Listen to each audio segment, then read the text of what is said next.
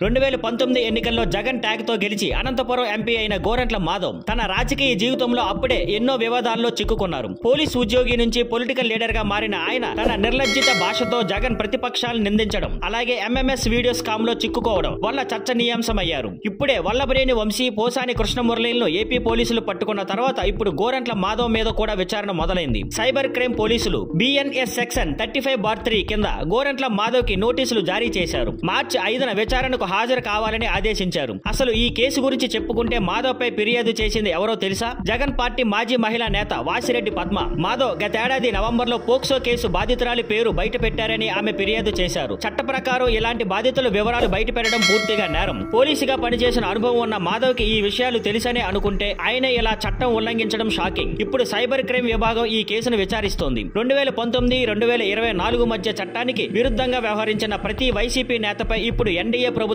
కఠిన చర్యలు తీసుకుంటుందని తెలుస్తోంది. Thank you for watching. Please like, share and subscribe.